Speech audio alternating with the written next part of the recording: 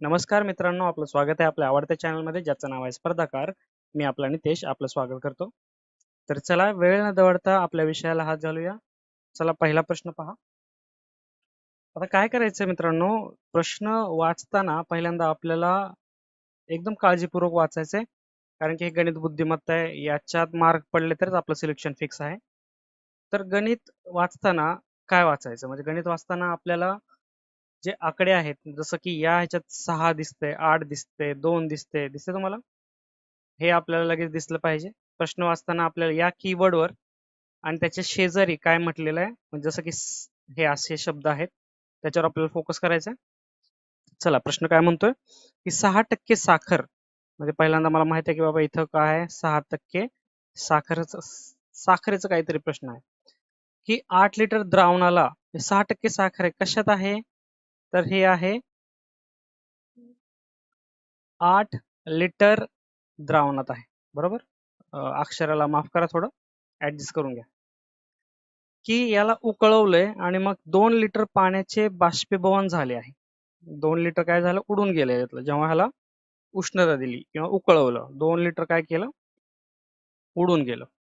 तर उर्वरित द्रावणामधील साखरेची टक्केवारी किती असेल, हे आपल्याला काढायचं.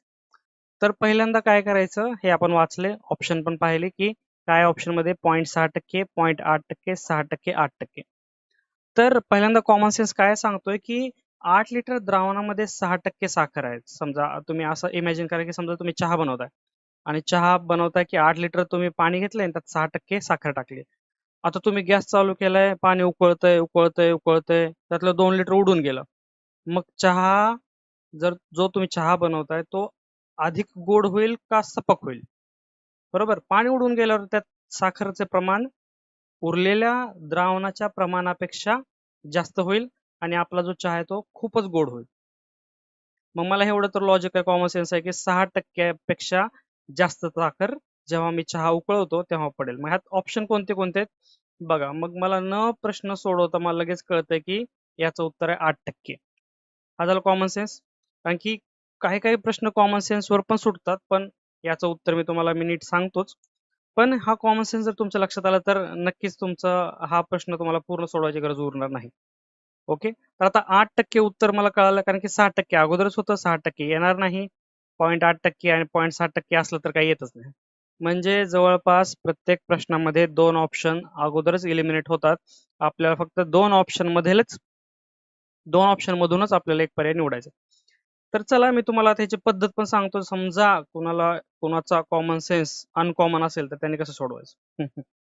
तर बघा, आता साखर काढूया आपण पहिल्यांदा. ओके, साखर किती आहे, तर मला माहिती आहे 8% द्रावण आहे आणि 6% त्यात साखर आहे. मग टोटल आपण काढूया, किती टक्के, सॉरी किती साखर आहे टोटल.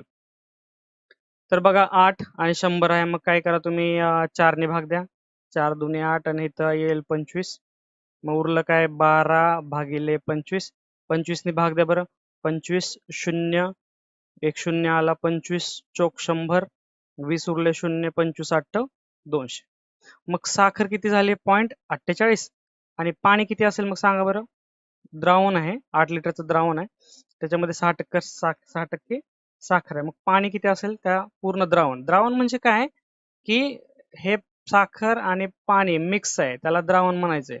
हे द्रावण आहे 8 लिटर, त्यातलं 0.48 लिटर समजूया आपण, जर आपण कन्वर्ट केलं तर.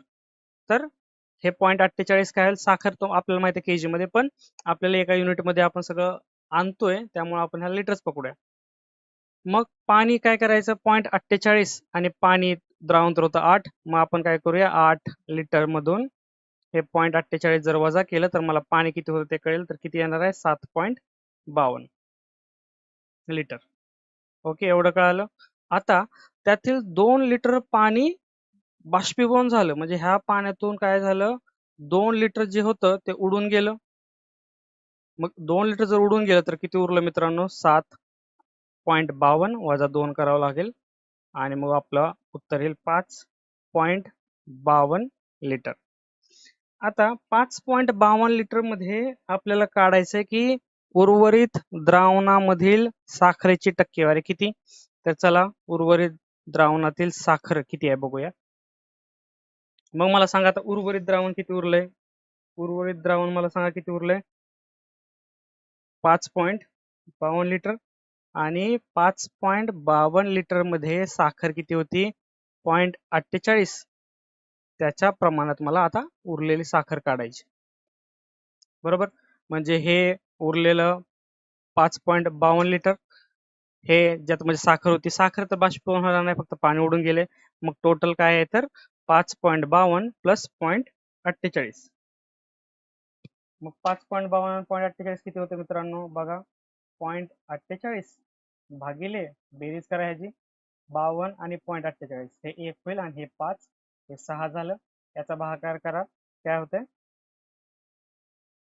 भागाकार करून हा इथं पर्सेंट काढायचं ना, 100 राहते. भागाकार केला तर काय होतंय की 48, हे 0.48 ला 100 ने गुणल्यानंतर मला 48 मिळेल भागिले 6 आणि 6 8 48. माझं उत्तर आलं हे 8%. म्हणजे हे ऑप्शन 4 डी. तुम्ही म्हणाल काय सर, पहिलाच प्रश्न एवढा गुगली, एवढा मोठा ऑप्शन?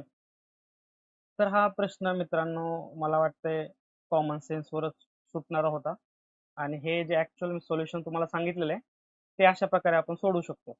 म्हणजे मला काय करायचं, 0.48 साखर होती, मग ती म्हणजे ह्याचं प्रमाण 0.48 च प्रमाण ह्या पूर्ण द्रावणाशी किती होतं, तसं मी हे गुणोत्तर काढलं, मला कळालं की 8% साखर आहे. 6 लिटर मध्ये 8 लिटर 8% साखर उरलेली आहे. हे आपलं आहे उत्तर. ओके, लक्षात ठेवा, आपल्याला जास्त वेळ नसतोय तिथे, कुठे, आपल्या प्रश्नपत्रिकेमध्ये आपण एक्झाम देताना. मग आपल्याला थोडा आपला कॉमन सेन्स मित्रांनो जागृतच ठेवा. म्हणजे हे मी जे सोडवलंय, हे महाभारत तुम्हाला सांगितलंय असं तिथं सोडवायची गरज उरणार नाही. समजताय? चला आता आपण नेक्स्ट प्रश्न बघूया. चला नेक्स्ट प्रश्न. आता हे आपले जे प्रश्न आहेत मित्रांनो, याला मी नाव दिलेलं आहे बोनस, बरोबर.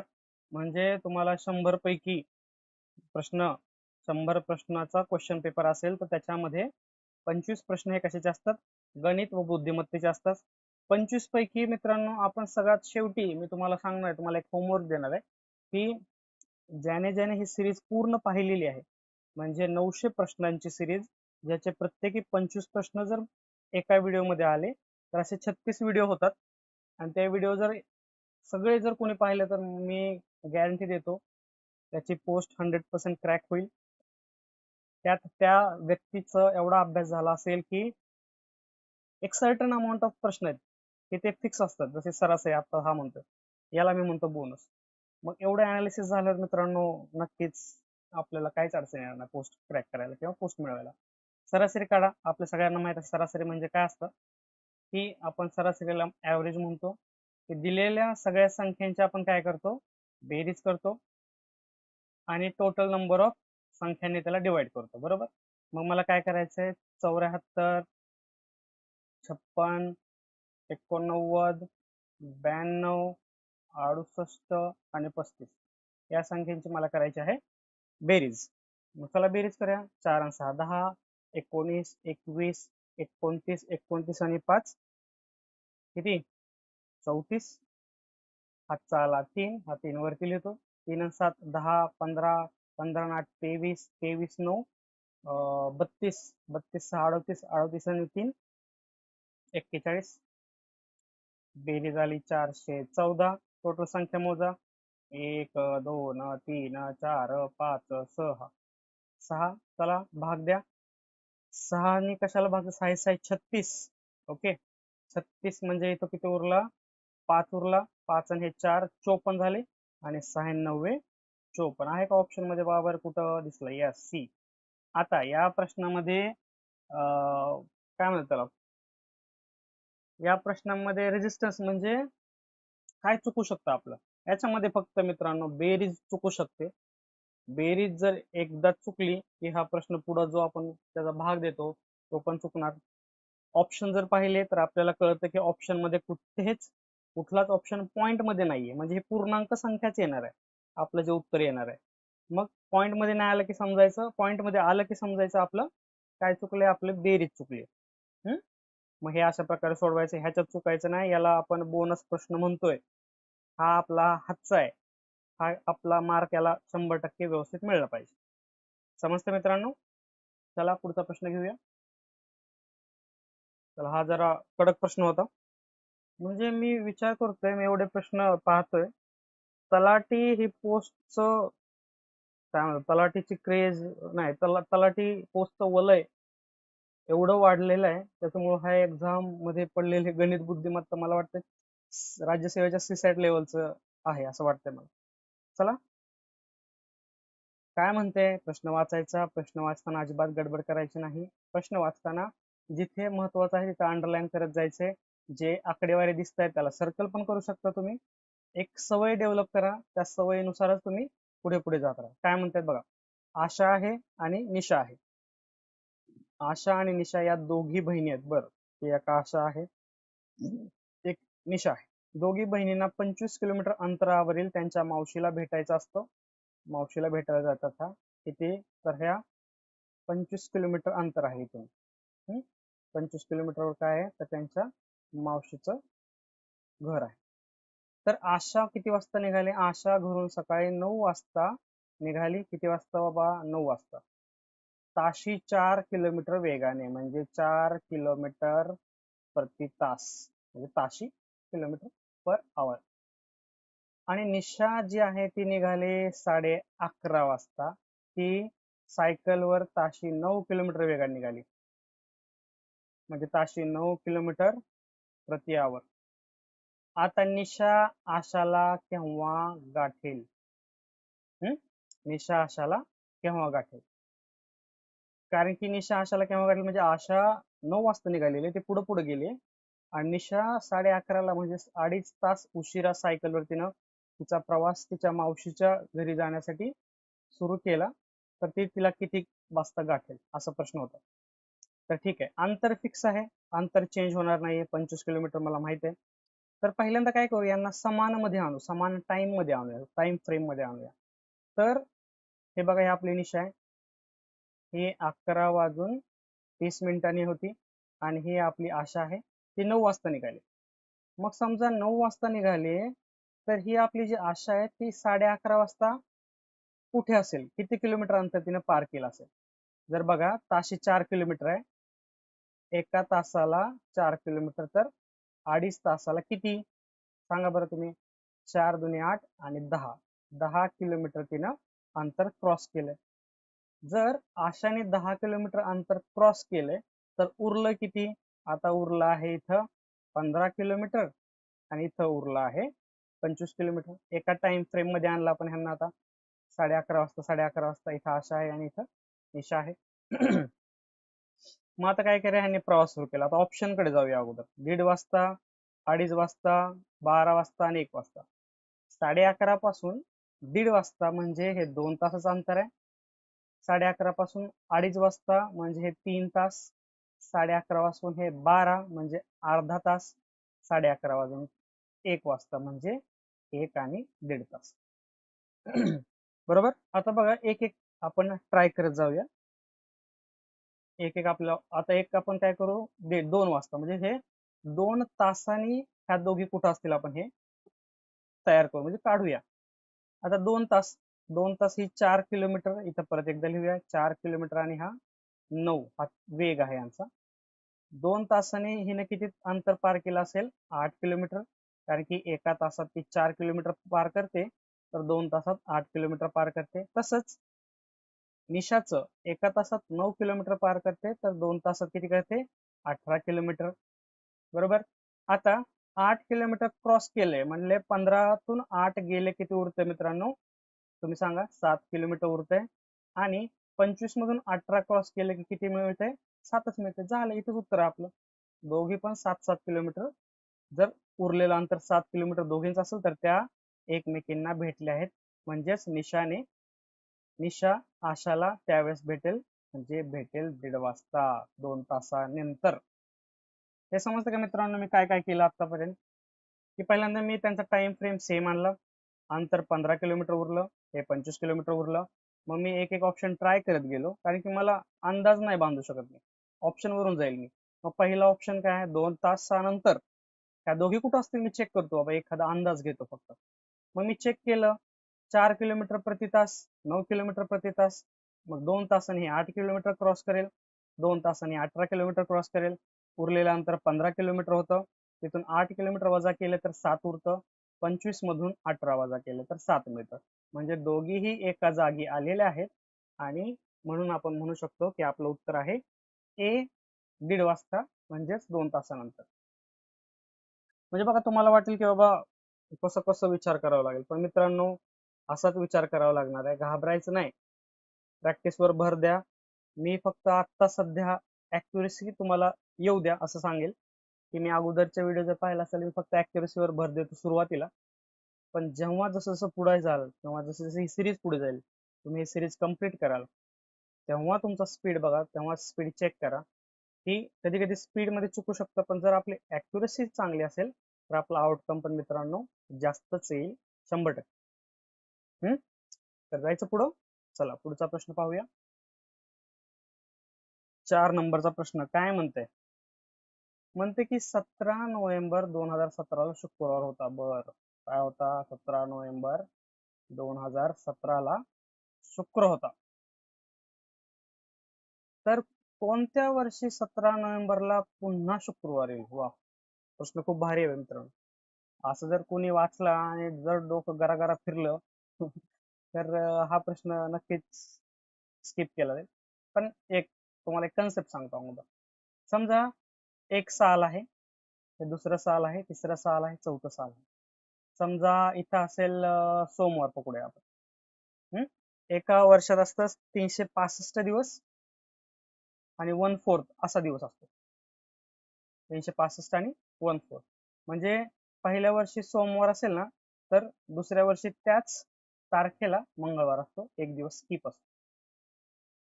मग पुढच्या वर्षी मंगळनंतर बुध, आणि त्याच्या पुढच्या वर्षी जर लीप इयर असेल तर आपण कसं एक एक ऍड करतोय, तसं इथं ऍड करायचे 2 दिवस.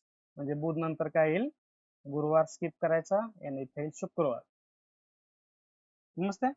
मग आता बघूया 2018, 2019, 2020 हे काय लिहितो माहितीये का? 19, 20, 22, 23, 23 पर्यंत लिहूया, म्हणजे आपण सगळं आपलं व्हेरीफाय होत आहे. 22 आणि 23. चला, शुक्रानंतर हा लीप इयर आहे का? लीप इयर कोणते बघू आपण. हे लीप इयर आहे, बाकी कोणते लीप इयर नाहीत. शुक्रानंतर पुढच्या वर्षी त्या तारखेला हा येईल शनिवार, हा पुढचा येईल रविवार. आता हा लीप इयर आहे म्हणजे तुम्ही एक ऍड करणार का दोन? दोन ऍड करणार. म्हणजे रविवार नंतर सोमवार नंतर मंगळवार नंतर बुधवार नंतर गुरुवार आणि नंतर शुक्रवार. वा, हे आपलं आलं उत्तर 2023. शुक्रवार नंतर डायरेक्ट 2023 ला शुक्रवार येईल, म्हणजे काय येतं उत्तर आपलं? Option D. सोपं असतं, फक्त तुम्हाला त्या त्या एरियामध्ये तुम्ही थोडे प्रॅक्टिस केले पाहिजे, एवढंच आहे, जास्त काही सुद्धा नाही. समजतंय? चला पुढचा प्रश्न पाहूया. चला पुढचा प्रश्न, 5वा प्रश्न काय म्हणते, होय अजय वा और बबुआ अनुक्रमे 16,000 आणि 12,000 रुपयाची गुंतवणूक केलेली आहे. मग हा अजय आहे आपला आणि हा तुमचा बाबू आहे. अजय म्हणतोय मी 16,000 टाकतो, बाबू म्हणतोय मी 12,000 टाकतो. भागीदारी केली. 3 महिन्यानंतर, 3 महिन्यानंतर इथे लिहितो मी, 3 महिने नंतर अजयने 5,000 काढले. मग उरले किती?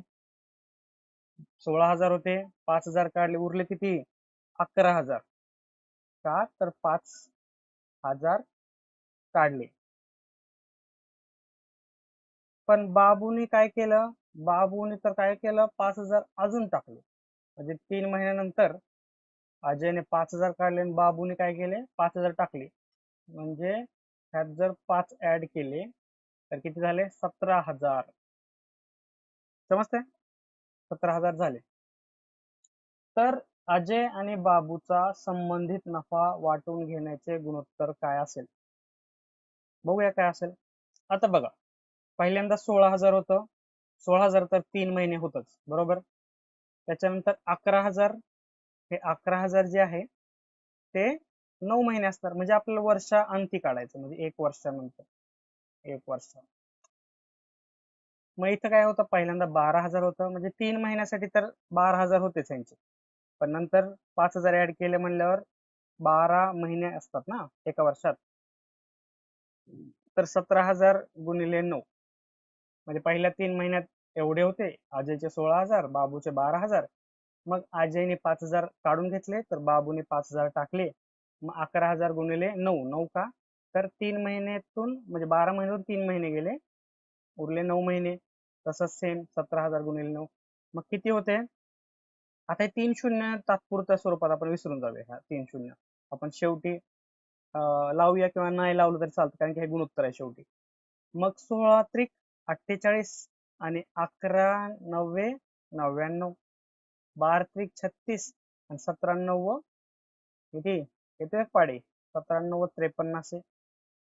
मग हे किती झालं, बेरीज करूया.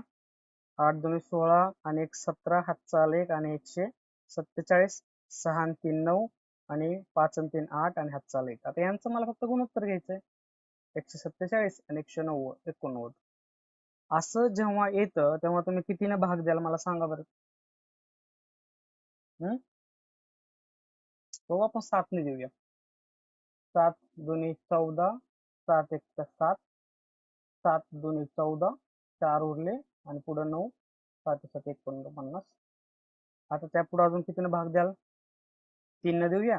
3 7 21, 3 9 27. माझं उत्तर आलं 7 9. आहे का ऑप्शन मध्ये, बघा बरं.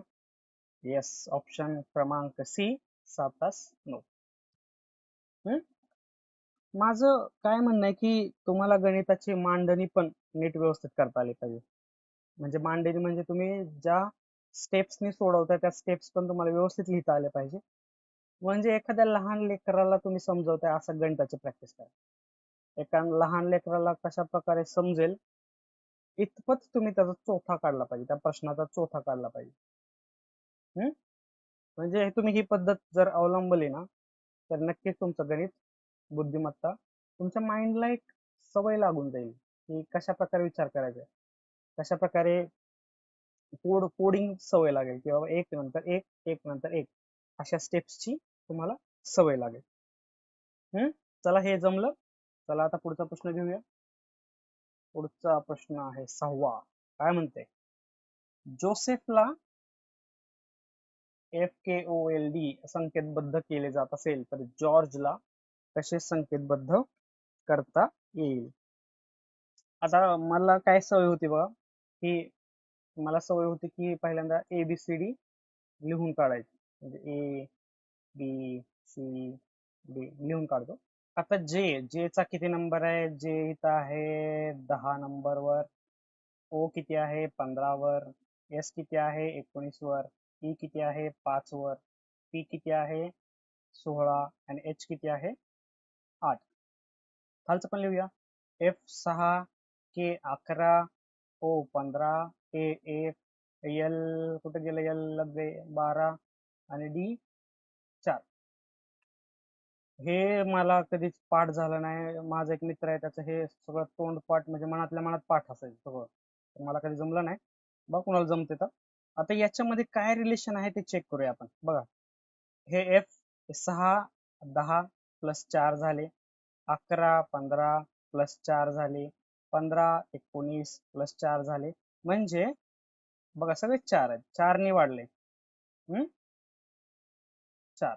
मग आता काय म्हटलं की जॉर्ज कसं लिहायचं, मी बघ जॉर्ज कसं लिहूया. मग जॉर्ज पण असा संबंध लावायचा, 4 ने वाढवायचे.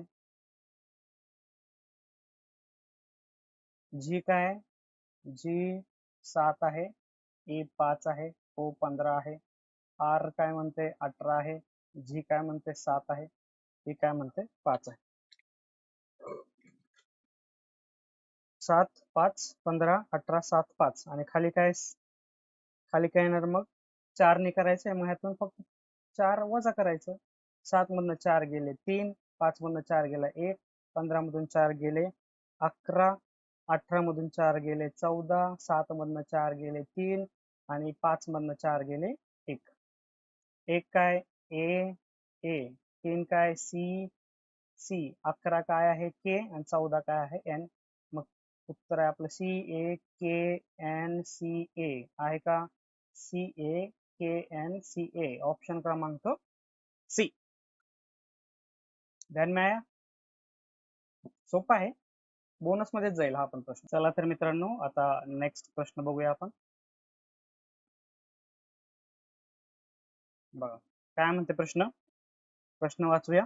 एक्झामिनेशन असं एक्झामिनेशन खूप वेळेस, तर किती वेळेस ची 10 वेळा पुनरावृत्ती झाली आहे.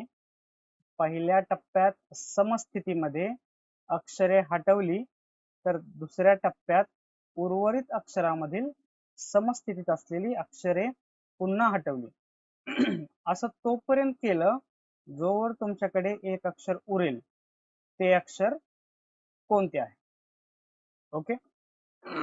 माफ करा. चला पहिल्यांदा आपण काय करू, एक्झामिनेशन.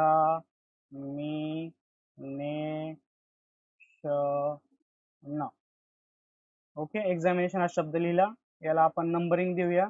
1 2 3 4 5 6 7 8 9 10 आणि 11. तुम्ही म्हणाल सर तुम्ही एक वेळेस लिहिले, 10 वेळेस लिहायचं होतं. हा 10 वेळेस लिहूया. आधी एकाच बघू काय होते. तेच 10च पण ते सेमच होणार आहे. पर्यंत एकाच बघूया काय होतं.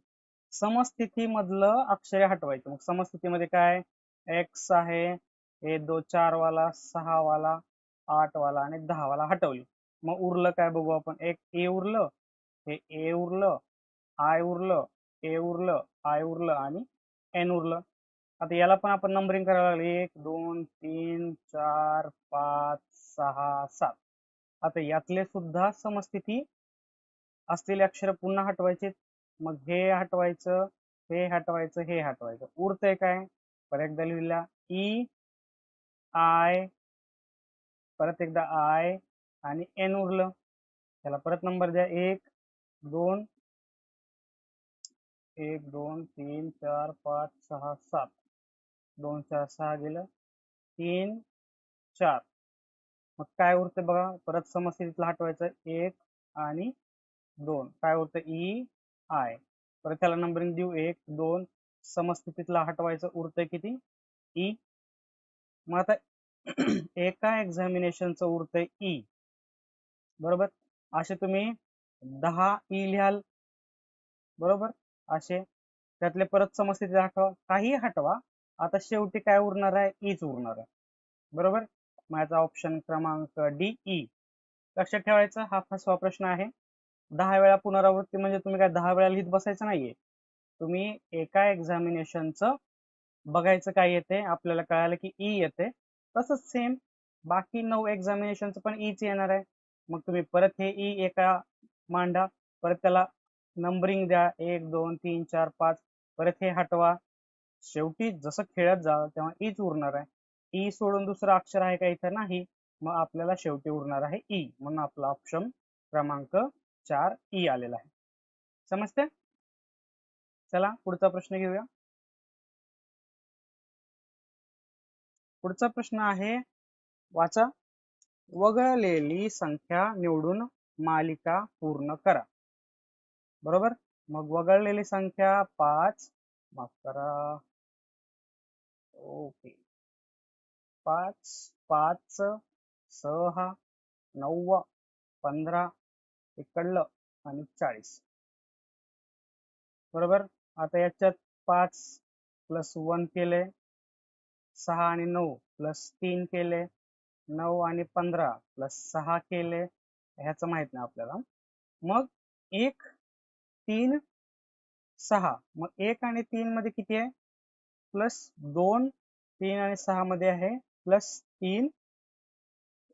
आता समजा इकडे जो आकडा आहे हा किती जाणार आहे, मग हा असणार आहे प्लस 4. 6 आणि हे 4 इकडे आणणार 10. 15 10 मिसळल्यानंतर मला किती मिळणार आहे?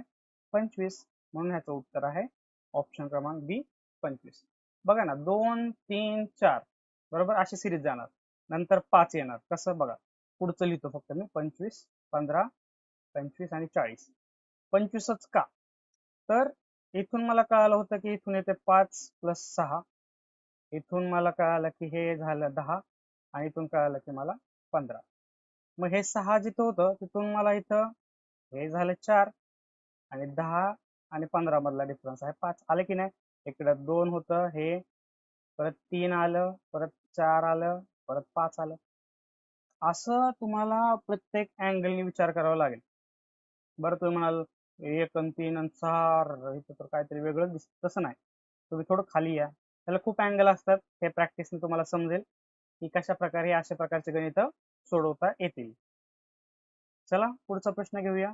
प्रश्न क्रमांक चला पुढचा प्रश्न वाचूया. काय म्हणते पुढचा प्रश्न की ए दिसतंय, ए हा पाईप टाकी 4 तासामध्ये भरतो, बी हा पाईप 6 तासामध्ये रिकामी करतो. म्हणजे पहिल्यांदा तुम्ही विज्युअलाइज करा ही आपली टाकी आहे, हा पाईप आहे ए आणि हा नळ किंवा पाईपच म्हणूया हा बी. तर ए काय करतोय, ह्या पूर्ण टाकीला 4 तासामध्ये आवर्स लक्षात घ्या आणि भरतो. तर बी हा पाईप त्याच टाकीला 6 तासामध्ये रिकामा करतो. तर दोन्ही पाईप एकत्र उघडले म्हणजे हे इथून भरायचे पण इथून काढायचे पण, तर ते टाकी भरण्यासाठी किती कालावधी लागेल? तर सोपं असतं की आपल्याला काय करायचंय, एका तासामध्ये किती टाकी भरली जाते, तर 1/4 भरली जाते. एका तासामध्ये किती टाकी रिकामी केली जाते, तर 1/6 टाकी रिकामी केली जाते.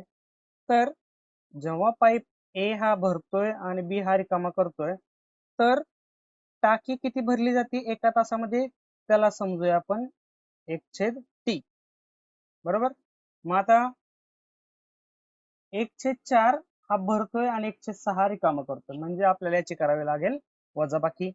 समजा जर असं असतं की बी हा पाईप सुद्धा भरतोय आणि तुम्ही सांगा की दोन्ही पाईप जर चालू केलं तर किती वेळामध्ये ही टाकी पूर्ण भरली जाईल, तर तेव्हा आपल्याला करावं लागेल इथे प्लस करावं लागेल.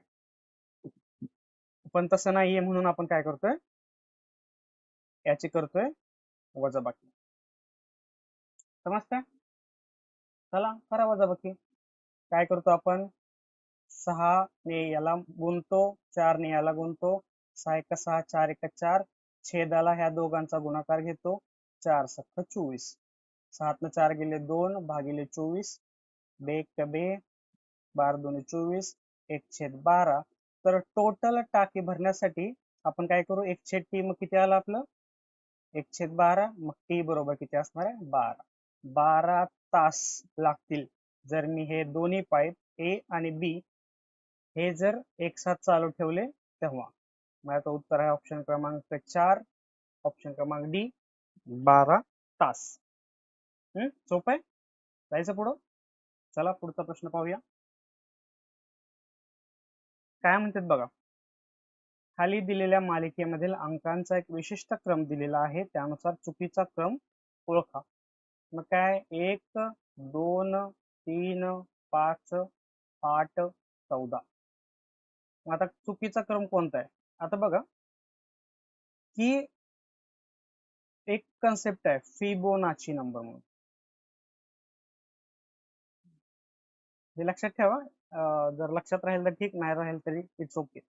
काय असतो तो नंबर? 0 1 1 2 3 5 8 13 21 34 आणि so on. असं का आहे, तर पहिल्या 2 अंकांची बेरीज इथं असते, या अंकांची बेरीज इथं असते, या अंकांची बेरीज इथं, म्हणजे पहिल्या 2 अंकांची बेरीज पुढे पुढे येते. बघा 0 आणि 1 मिसळले तर 1 येतं, 1 आणि 1 मिसळले तर 2 येतं, 1 आणि 2 मिसळले तर 3 येतं, 2 आणि 3 मिसळले तर 5 येतं, 5 आणि 3 मिसळले तर 8 येतं. बरोबर. तसंच इथं पण दिलेलं आहे बघा, इथं 1 2 3 5 8 आणि 14 दिले, पुढचं 0 त्यांनी वगळलेलं आहे आपल्याला कन्फ्यूज करण्यासाठी. तर हे 0, इथलं 1 पण वगळलेलं आहे. मग 0 आणि 1 मिळून काय येते? 1, 1 आणि 1 मिळून येते 2, 1 आणि 2 मिळून येते 3, 2 आणि 3 मिळून येते 5, 3 आणि 5 मिळून येते 8. पण 8 आणि 5 इथं किती पाहिजे? इथं पाहिजे 13. त्याच्या जागी दिले त्यांनी 14. म्हणजे चुकीचा अंक, चुकीचा क्रम कोणता आहे? तर चुकीचा क्रम आहे 14. ऑप्शन क्रमांक 1 14. लक्षात ठेवा. पण तुम्ही मधून जरी सुरू केलं का, समजा 2 आणि 3 5 येते, 5 आणि 3 8 येते, तरी तुम्हाला ही सिरीज समजू शकते की बाबा 8 आणि 5 किती येते? 13 येते. फिबोनाची नंबर लक्षात ठेवूया. चला पुढचा प्रश्न घेऊया. काय म्हणते बघा पुढचा प्रश्न आपला,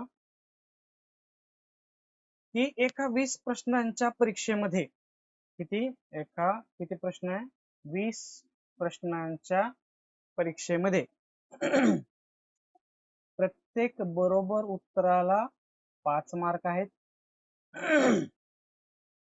एका अनुत्तरित म्हणजे आपण नो अटेम्प्ट, उत्तर दिलं नाही आपण, नो अटेम्प्टला 1 मार्क आहे. आणि चुकीच्या, वाचतोय मी, लक्षात देत आहे ना? चुकीच्या उत्तराला 0 मार्क आहेत. तर खालीलपैकी कोणते एक गुण मिळवणे शक्य आहे? तर मी काय करतो, थोडा एक अंदाज बांधतो बाबा किती प्रश्न माझे बरोबर आहेत. समजा माझे 19 प्रश्न बरोबर आहेत आणि समजा एक चुकला और एक नो अटेम्प्ट, तर माझे मार्क किती होतात बघा बरं. 19 पाचा 95 आणि प्लस समजा नो अटेम्प्ट केला तर 1 मार्क भेटतो मला, बरोबर. 1 मार्क भेटतो म्हणजे 96, बरोबर ना. अनुत्तरित प्रश्नाला 1 गुण. किंवा समजा मी एक चुकीचं केला आणि 19 बरोबर केले, तर 19 पाचा 95 आणि प्लस 0 म्हणजे 95 उत्तर आलं. आता ह्यात ऑप्शन मध्ये 95 आहे का? नाही.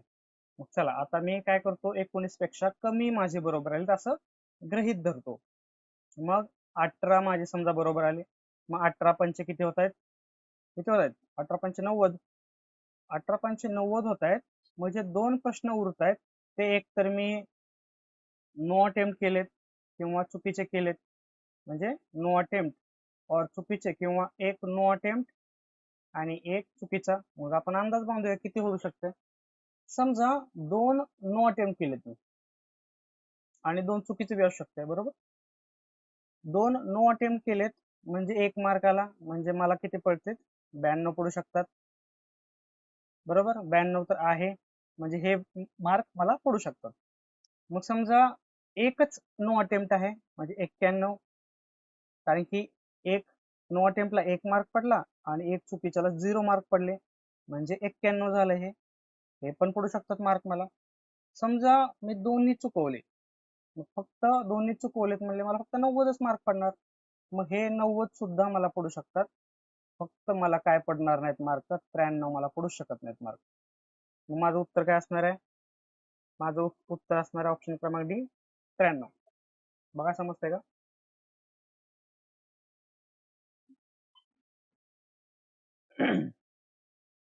याला म्हणूया आपण की ट्रायल अँड एरर मेथड असतं.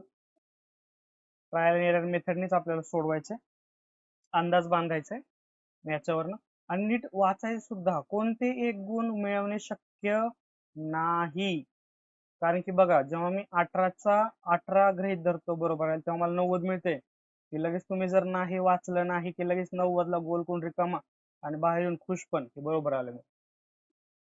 जेव्हा मित्र सांगेल हे चुकीचं आहे तेव्हा दुःख लय वेगळं असतं. चला पुढचं सोडूया. हे समजलं नाही समजलं तर हा व्हिडिओ परत एकदा थोडा बॅक घेऊन पहा. चला 13 नंबर काय म्हणते? 13 नंबर, 13 नंबर नाही, नेक्स्ट प्रश्न म्हणूया आपण. नेक्स्ट प्रश्न काय म्हणतोय की राजकुमार साहेब आहेत, राजकुमार वाव, यांनी काय केलंय की ₹990 2 कॅल्क्युलेटर विकलेत. म्हणजे हे समजा 990 आणि हे समजा 990 ला. तर एका कॅल्क्युलेटर वरती त्यांना 10% नफा झाला आणि दुसऱ्या कॅल्क्युलेटर वरती 10% तोटा झाला. तर व्यवहारातील त्यांचा नफा किंवा तोटा काढा. बरोबर. आता बघा, जर एक ₹990 जो कॅल्क्युलेटर विकलाय म्हणजे 910% नफा झालाय, मग 10% म्हणजे 110%. 990 समजा x ह्या किमतीचा तो कॅल्क्युलेटर आहे, त्याच्यावर त्यांनी 10% नफा मिळवलाय. म्हणजे त्याच किमतीच्या जर आपण 110% केलं तर 990 येते. बरोबर. मग x काय येणार, त्याची किंमत काढूया आपण. 0 ला 0 कॅन्सल. 99 गुणिले 100 भागिले 11. 11 9 99, उत्तराला 900. म्हणजे त्याची मूळ किंमत होती ₹900. त्याच्यावर 10% नफा कमवायचा आहे म्हणून तो विकला गेला ₹990. आता 10% तोटा पण करायचा आहे. म्हणजे ₹990 विकलाय, 10% तोटा म्हणजे समजा x ह्या किमतीची, x जर ₹100 असेल तर 10% विकायचं म्हणजे 90 भागिले 100 करावं लागेल मला. बरोबर ना. ह्याच्या किमतीच्या जर 90% विकलंय म्हणजे 10% तोटा सहन करून जर एखादी वस्तू विकली तर ती सुद्धा ₹990 विकली गेली. तर x म्हणजे ह्याची मूळ किंमत किती येते चेक करू आपण. मग 0 ला 0, 991, 991, 991 आणि x ची किंमत आली 1100. x ची किंमत आली 1100. आता बघा, x 900 आणि 1100 म्हणजे पहिल्यांदा 990 प्लस 990 बघू आपण किती होते. 990 प्लस 990, 0, 9 2 18, हात चाला 1, 9 2 18 19, म्हणजे ₹1980 व्यवहार झाला टोटल. आणि पण त्याच्या मूळ किमती होत्या 900 प्लस 1100, हे झाले 900 आणि 1100 किती झाले 2000. म्हणजे 1980 आणि 2000 म्हणजे मूळ किंमत होत्या 2000 आणि ते 2 कॅल्क्युलेटर विकल्यानंतर त्याला मिळाले ₹1980. मग नफा झाला का तोटा झाला? पूर्वीची किंमत जास्त होती, नंतरची किंमत कमी आहे, याचा अर्थ झाला तोटा. बरोबर. म्हणजे हा ऑप्शन गायब झाला, ना नफा ना तोटा गायब झाला. आता 1% तोटा झालाय का 5% तोटा झाला? जर 2000 ला 100% म्हणलं तर 1% म्हणजे येते ₹20. बघा, ₹20 कमी आहेत 2000 ला, म्हणजे याचा अर्थ झाला 1% तोटा झालेला आहे आपल्याला. हे समजते ना की 2000 ला 100% असेल तर 1% कितीला, तर साहजिकच 2 शून्य गायब करा, 20 येते. आणि बरोबर ₹20 कमी झाले बघा नंतरची किंमत, म्हणजे 1% झालेला आहे तोटा. ऑप्शन क्रमांक सी, 1% तोटा. ओके, जायचं पुढे. चला नेक्स्ट. बघा काय म्हणतात अर्जुन साहेब आणि भास्कर साहेब. अर्जुन आणि भास्कर यांनी प्रश्न होता, अर्जुन आणि भास्कर यांनी अनुक्रमे 40,000 आणि 60,000 रुपये गुंतवले. चला, अर्जुन भास्कर. अर्जुन काय म्हणते 40,000 मी देतो, भास्कर म्हणते 60,000 रुपये मी देतो. वर्षाअखेरीस अर्जुनचा नफ्यातील हिस्सा 10,000 रुपये होता. बरोबर. तर एकूण नफा किती होता? म्हणजे मला अगोदर भास्करने कमवलेला नफा काढावा लागेल, त्या दोघांची बेरीज करावी लागेल, मग मला इथं काय कळणार, टोटल नफा. तर बघा सोपं आहे, जेवढी जास्त गुंतवणूक तेवढा जास्त नफा. बरोबर. म्हणजे हे झालं डायरेक्टली प्रोपोर्शनल, समप्रमाणात झालं. जेव्हा समप्रमाणात होतो तेव्हा आपण करतो तिरकस गुणाकार. मग 40. आता हे जे आहे ना 1030 ते आपण थोड्या वेळेस गायब करूया, फक्त 40 घेतो. 40 भागिले 10 गुणिले 60 भागिले x. मग चला तिरकस गुणाकार करू. हे 0 0 पण मी हटवतो. 4x गुणिले 60 x गुणिले 15. आता मी हे 1000 परत आणतो, म्हणजे 3 शून्य 15,000. मग मी इथं x ची किंमत आली माझी 15,000. पण हे माझं उत्तर नाहीये बघा, ऑप्शन मध्ये 15,000 सुद्धा आहे. तुम्ही 15,000 काढल्या काढल्या तुम्ही लगेच ऑप्शन क्रमांक A ला क्लिक कराल, तर तसं करायचं नाहीये. आपल्याला एकूण नफा विचारलाय, प्रश्न नीट वाचायचा. एकूण नफा, मग आपल्याला 10,000 आणि 15,000 यांची करायची बेरीज.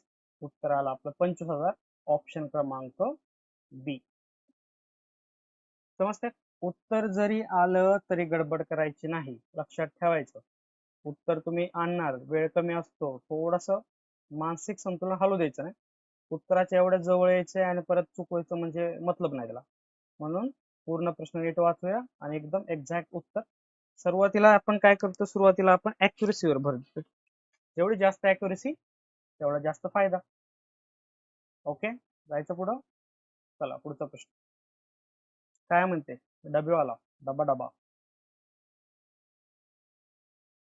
एका डब्यामध्ये 1 2 3 डॅश डॅश डॅश 15 अशा संख्या असलेली 15 कार्ड आहेत. बर, 15 कार्ड आहेत म्हटले. 1 2 3 dash dash dash dash 15. Box मधून यादृच्छिकपणे एक कार्ड काढले. कार्ड वरील संख्या ही अविभाज्य संख्या असल्यास संभाव्यता किती? संभाव्यता किती? मग बघा, टोटल आपला सेट जो आहे, टोटल एस करा किंवा ए करा, एस करू आपण. टोटल किती आहे संख्या? 15. मला काय काढायचंय? अविभाज्य संख्या. आता यातले अविभाज्य संख्या किती आहेत? पहिल्यांदा अविभाज्य संख्या काढूया अगोदर. अविभाज्य संख्या म्हणजे किती? 3 5 7 11 आणि 13. बरोबर ना? यातल्या अशा संख्या आहेत या अविभाज्य आहेत, यांना भाग देता येत नाही. मग किती संख्या झाल्या? 1 2 3 4 5. बरोबर, या संख्या झाल्या 5. अजून कुठली राहिली का बघा बरं. 1 2 3 1 ते 3 15 आणि राहिली 1 सुद्धा, राहिली 1. म्हणजे टोटल संख्या झाल्या 6. मग आता आपल्याला काय करायचंय? संभाव्यता काढायची. संभाव्यता म्हणजे पॉसिबिलिटी ऑफ एस करूया. Number of A, number of S करू. तिथं ए करूया, पी ऑफ ए. मग नंबर ऑफ ए किती आहे आपला? हा जो 6 आकडा आहे हा नंबर ऑफ ए आहे, कारण की यात 6 संख्या येऊ शकतात ना. 1 3 5 7 11 आणि 13. तुम्ही चेक करा, त्याच्यातल्या ज्या अविभाज्य संख्या आहेत त्या चेक करा, आणि चुकत असेल तर मला नक्की सांगा. मग 6 एन ऑफ एस म्हणजे काय असतो? हा आपला एन ऑफ एस असतो, म्हणजे आपल्या सेटमध्ये असलेल्या टोटल संख्या ज्या की आहेत 15. मग 6 भागिले 15, 3 2 6, 3 5 15. उत्तर आला आहे 2/5. ऑप्शन क्रमांक सी, 2/5. बघा एकदा नीट प्रश्न वाचा एकदा. काय म्हणतोय? राजेश 14 तासात 75 पानं टाईप करतो. वाव, राजेशचा स्पीड खूपच छान आहे. राजेश 14 तासामध्ये 75 पानं टाईप करतोय. वाव. 20 तासात तो किती पानं टाईप करू शकेल? खूपच काम दिले राजूला आपण. 20 तासामध्ये किती पानं टाईप? आता बघा, 14 तासात 75 पानं टाईप करतोय, 20 तासात किती टाईप करेल? नक्कीच तो जास्त टाईप करेल. एक्स म्हणूया.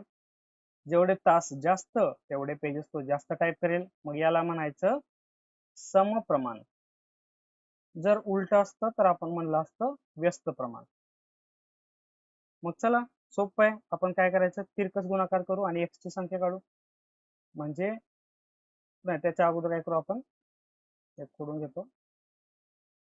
14 भागिले 20 बरोबर 75 भागिले एक्स. आता तिरकस गुणाकार करा म्हणजे तुम्हाला समजेल. मग काय येईल? आपल्याला एक्स बरोबर 20 गुणिले 75 भागिले 14. मग बघा, 2 7 14, 92 20.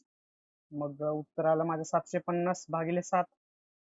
मग 7 1 7, 7 1 7, 7 0 0, 7 7 49, 107 हा पूर्णांक आला, 49 एक उरला, मी 0 घेतला पुढं, मग 7 एक 7 आणि परत एकदा छेद 7 इथपर्यंत मी काढू शकतो. 107 पूर्णांक आणि 1/7 उरलेलं हे दिसलं. 49 केलं, एक उरला होता आपला आणि छेद 7. उत्तर आला 107 पूर्णांक 1/7. उत्तर आहे ऑप्शन क्रमांक 1 107 1/7 पानं राजेश टाईप करेल. समजतंय? जायचं पुढं. चला नेक्स्ट प्रश्न घेऊया. नीट प्रश्न वाचूया. एक फासा एकदाच फेकण्यात येतो, तो सम असण्याची संभाव्यता शोधा.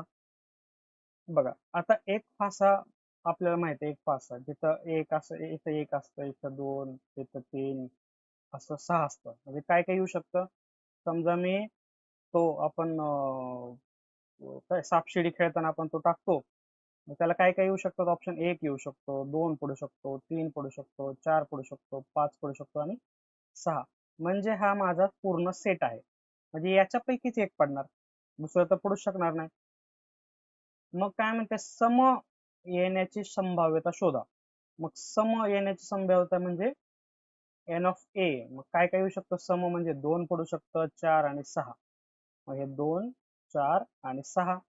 मग आता आपण याच्या पूर्वी पण एक गणित सोडवले बघा संभाव्यतेचं.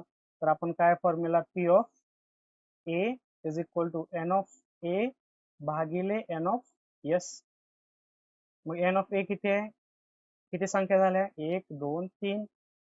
आणि एन ऑफ एस किती संख्या आहेत, सेट असतो हा, याच्यातल्या आपल्याला संख्या मोजायची. मग ह्या झाल्या 1 2 3 4 5 6 6 आणि या झाल्या 3. मग 3 भागिले 6, 3 1 3, 3 2 6, 1/2 उत्तर आहे. आहे का उत्तर आपलं 1/2? तर आहे ऑप्शन क्रमांक बी 1/2. सोपं आहे. चला नेक्स्ट प्रश्न घेऊया. आता बघा, रिकाम्या जागी योग्य संख्या निवडून मालिका पूर्ण करा. तुम्हाला मी सांगितलेलं आहे की आपल्याला वेगवेगळ्या प्रकारचे लॉजिक वापरू शकतात, पण सुरुवातीला माझ्या मते तुम्ही फक्त बेरीज वजाबाकीवर भर द्या.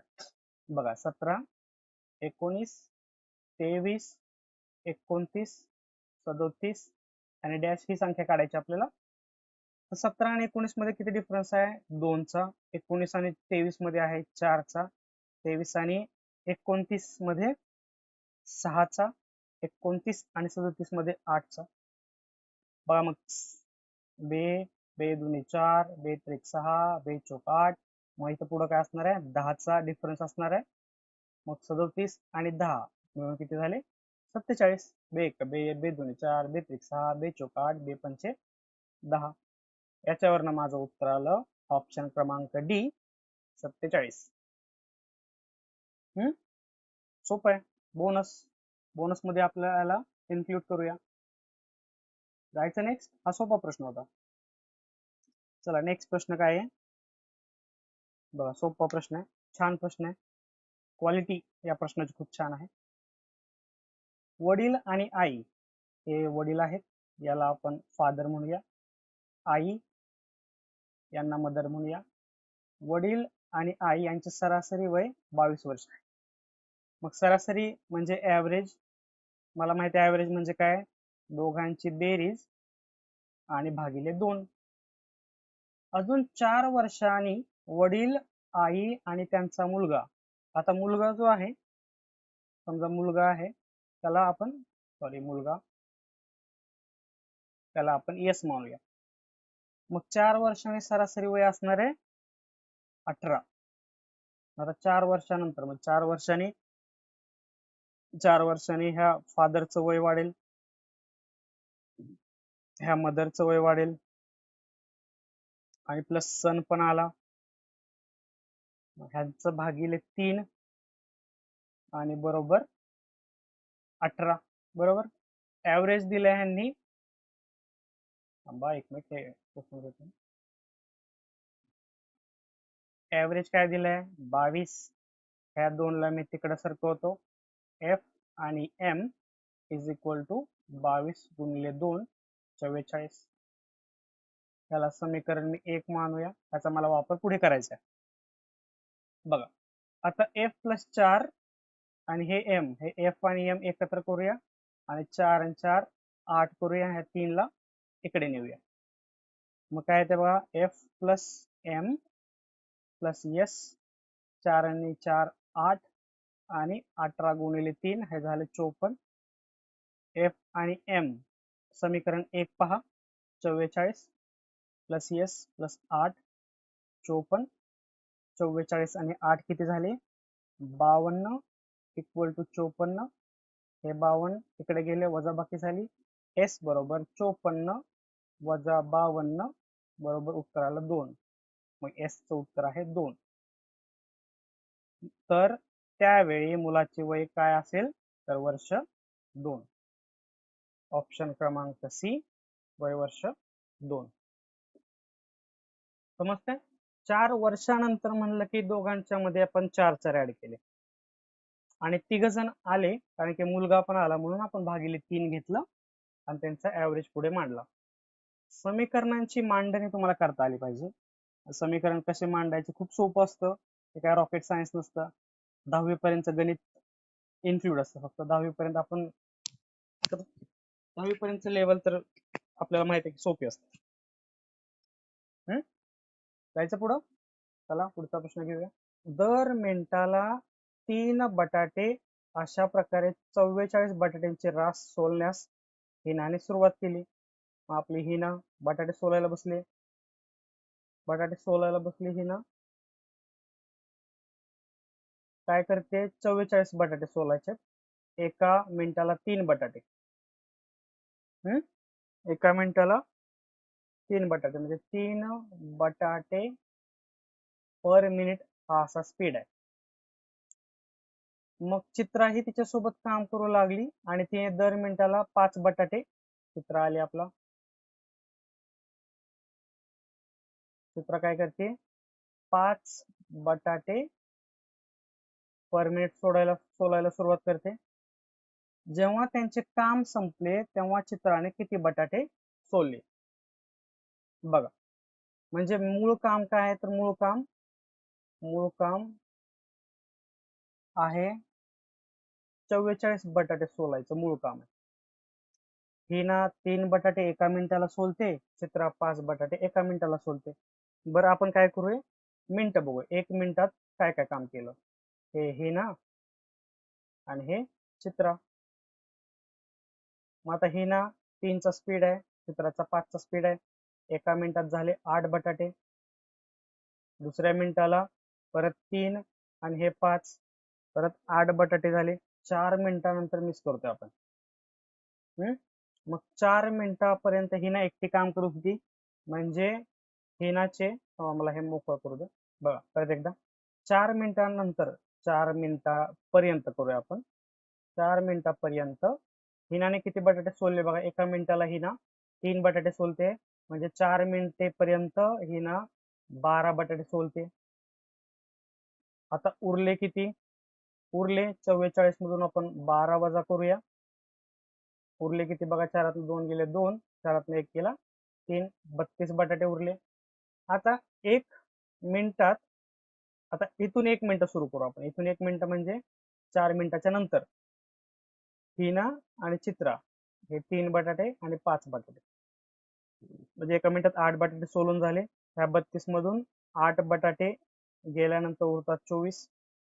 दुसरा मिनिट परत एकदा हिनाने 3 बटाटे सोडले, चित्राने 5 बटाटे सोडले, टोटल 8 बटाटे सोडले. परत उरले किती 16 बटाटे.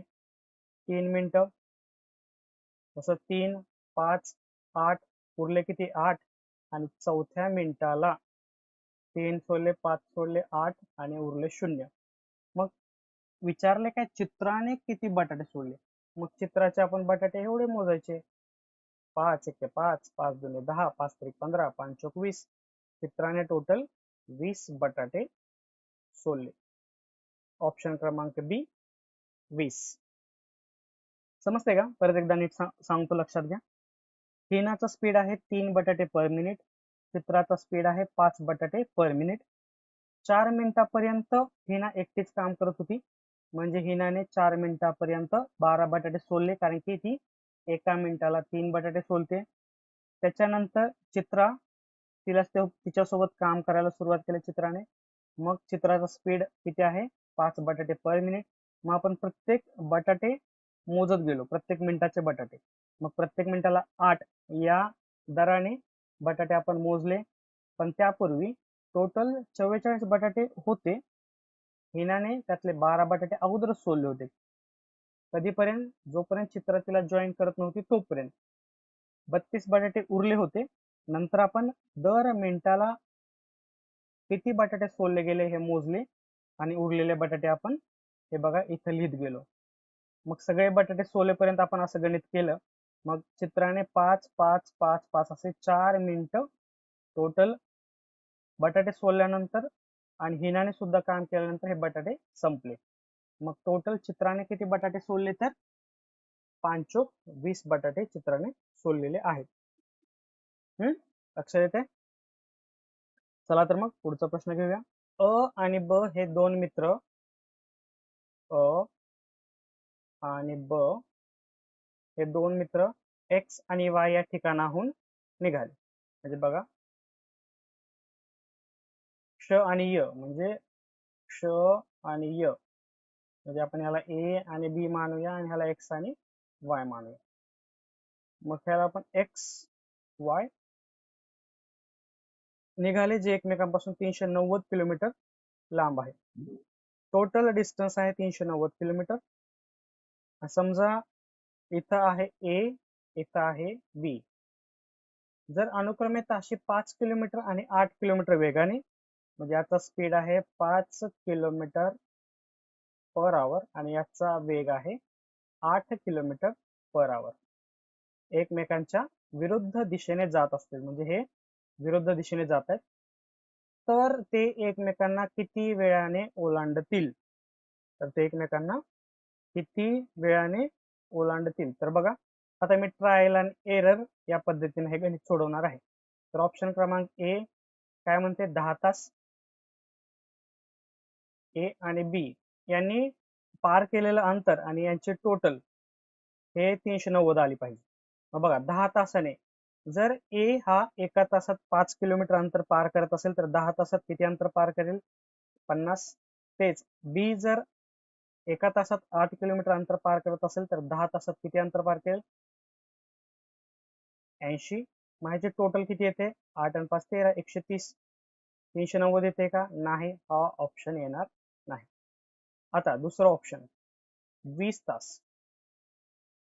सेम करा, ह्याच्या दुप्पट केले तरी चालेल. ए ला आहे 50, 100 येईल. बी चा आहे 80, 160 येईल. सॉरी, 20 8 160 येईल. मग ह्यांचे टोटल किती येते? 260. हे 390 येते का? नाही, परत एकदा चुकलं. आता सी घ्या, 30 तास. जर ए ला एका तासात 5 किलोमीटर अंतर पार करत असेल तर 30 तासात किती करेल? 5 गुणिले 30, हे घ्या 150. तसंच 8 गुणिले 30, हे झालं 240. यांची जर बेरीज केली तर मला मिळते 390. म्हणजे एक्झॅक्ट मला 390 डिस्टन्स मिळतं. म्हणजे माझं उत्तर येतं सी, 30 तास. 30 तासानंतर हे कुठं तर इथं मध्ये असतील, जो की ए हा 150 किलोमीटर अंतर पार करेल आणि बी हा 240 किलोमीटर अंतर पार करेल. तेव्हाच ते दोघं एकमेकांना भेटतील. लक्षात येते? चला पुढचा प्रश्न घेऊया. बघा, 8 बास्केटबॉल खेळामध्ये दीपा आहे 8 बास्केटबॉल गेम आहेत, म्हणजे 7, त्याला किती गुण मिळाले ते बघूया आपण. 7 4 3 6 8 3 1 5, किती गेम झाले? 1 2 3 4 5 6 7 8 एवढे गुण मिळाले. तिच्या 9व्या खेळामध्ये, म्हणजे हा 9वा खेळ आहे हा, तिला 10 पेक्षा कमी गुण मिळाले आणि 9 खेळांची सरासरी हा पूर्णांक होता. बरं, ठीक आहे. म्हणजे यांची मी सरासरी जर केली, 7 अधिक 4 अधिक 3 plus 6 plus 8 plus 3 plus 1 plus 5 plus x भागिले टोटल संख्या आहेत 9, हा आहे पूर्णांक येते, आणि प्लस ही एक्स ची संख्या जी आहे ती 10 पेक्षा कमी सुद्धा आहे, म्हणजे लेस दॅन 10 सुद्धा आहे. मग आता मोजूया. 7 आणि 4 11, 11 आणि 3 14, 6 20, 28, 31, 32, 37. 37 प्लस एक्स भागिले 9 पूर्णांक यायला पाहिजे. आता एक्स ची अशी कोणती संख्या घेऊ की जी 10 पेक्षा कमी पण पाहिजे आणि त्यांची बेरीज 37 ला आणि भागिले 9 केल्यानंतर मला पूर्णांक मिळतो. तर बघा 37, 9 चा पाडा बघूया. 9 चोक 36, 9 पाचा 45. मग जर 9 ने पूर्ण भाग जायचा असेल तर हे पूर्ण 37 प्लस एक्स ची बेरीज यायला पाहिजे 45. मग एक्स बरोबर 45 वजा 37 किती येते बघा. 37 3 आणि 5 8, एक्स ची किंमत येते 8, जे की 10 पेक्षा कमी सुद्धा आहे. म्हणजे मला कळालं की एक्स किती येते 8. पुढचं वाचूया. आणि 10 खेळासाठी तिची सरासरी ही पूर्णांक येते. म्हणजे समजा वाय आहे ते 10. आता मला कळालं की ही 37 प्लस एक्स म्हणजे हे झाले 45 प्लस वाय भागिले 10 बरोबर ही सुद्धा पूर्णांक संख्या. बरोबर, म्हणजे हे एक्स ची 9व्या गेम मधली तिचे गुण मला कळाले 8 होते. मग 37 प्लस 8 झाले 45. आता यांचं म्हणणं आहे की 10व्या गेम मध्ये सुद्धा तिला काहीतरी 10 पेक्षा कमी गुण मिळाले आणि त्यांची सरासरी सुद्धा पूर्णांक येते. मग मी करू शकतो की 45 अधिक 10व्या गेम मध्ये मिळालेले मार्क म्हणजे वाय समजूया भागिले 10 बरोबर पूर्णांक.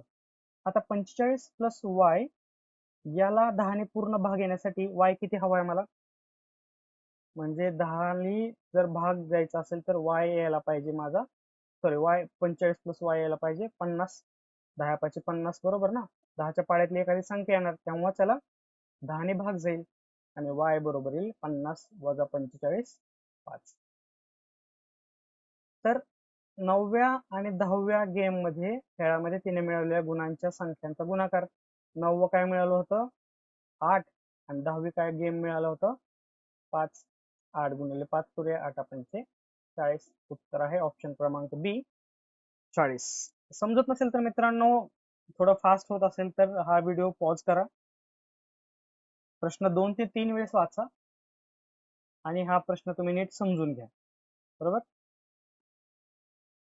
चला पुढचा प्रश्न घेऊया आपण. दोन व्यक्तींच्या वयामध्ये 16चा फरक आहे. समजा दोन व्यक्ती आहेत एक्स आणि वाय. एक्स समजा मोठी आहे, फरक म्हणजे वजाबाकी, एक्स वजा वाय बरोबर 16. आता 6 वर्षापूर्वी मोठ्याचं वय धाकट्यापेक्षा 3 पट होतं. 6 वर्षापूर्वी म्हणजे एक्स वजा 6 याचं मोठ्याचं वय हा धाकट्याच्या तिप्पट होता, म्हणजे वाय वजा 6 हे धाकट्याचं वय 6 वर्षापूर्वीचं तिप्पट होतं, म्हणजे ह्याला मी 3 ने गुणतो. बरोबर, आता सॉल्व करूया. एक्स वजा 6 3 ने आतमध्ये गुणवूया. 3 वाय वजा 6 18. पण मला माहिती आहे की एक्स वजा वाय बरोबर 16, म्हणून मी याचं रूपांतर असं सुद्धा करू शकतो वाय अधिक 16. इथं वजा वाय आहे, बरोबर चिन्हाच्या पलीकडे गेल्यानंतर वजाचं होतं अधिक. मग आता ही जी एक्स ची किंमत आहे ती मी की नाही या एक्स मध्ये ठेवतो. वाय अधिक 16 वजा 6 बरोबर 3 वाय वजा 8. असं का केलं जेव्हा समीकरण एका चलामध्ये येतं तेव्हाच मला त्याचं उत्तर मिळू शकतं. दोन चल असतील तर मला उत्तर मिळणार नाही. एक चलामध्ये समीकरण असेल तर ते अननोन चल मी त्याचं उत्तर काढू शकतो. आता हे सगळं वाय मध्ये आलंय, तर करा आता बेरीज वजाबाकी. वाय 16 वजा 6 10 येईल, 3 वाय वजा 18. हे वाय आहे ते इकडे नेऊया, वजा 18 ते इकडे आणूया. 10 प्लस 18 3 वाय वजा वाय किती येते बघा 18 येतं. 28 बरोबर 2 वाय बरोबर, आणि वाय बरोबर येईल 28 भागिले 2 14. विचारले काय मोठ्याचं सध्याचं वय काय, हे वाय काढलं म्हणजे हे धाकट्याचं वय झालं. मग आता हे जे समीकरण होतं कोणतं, हे इथं लिहितो. एक्स वजा वाय बरोबर 16. y ची किंमत आता आपण याच्यामध्ये ठेवूया. एक्स वजा 14 बरोबर 16. हे 14 इकडे नेऊया. एक्स बरोबर 16 अधिक 14. 16 आणि 14 ची बेरीज येते 30. आहे का ऑप्शन? यस. ऑप्शन क्रमांक 4 आपलं उत्तर आलेलं आहे 30. म्हणजे धाकट्याचं वय आहे 14, मोठ्याचं वय आहे 30. जायचं पुढं. चला पुढचा प्रश्न. आता बघा काय म्हणते की 20, 15 आणि 10 याचं 15वं पद काय आहे? सिरीज मधला प्रश्न आहे. सिरीज मधला प्रश्न तुम्हाला प्रत्येक फॉर्म्युला पाठ करायची गरज नाही, मी लिहून काढेल. 15 पद तर लिहायचे मला. आणि डिफरन्स कितीचा आहे? 5 5 चा फरक ह्या दोघांमध्ये 5 5 चा आहे. तर बघा 20, 15, 10. चला 5 5 वजा करूया. 5 0 वजा 5 वजा 10 वजा 15 वजा 20 वजा 25 वजा 30 वजा 35 वजा 40 वजा 45 वजा 50.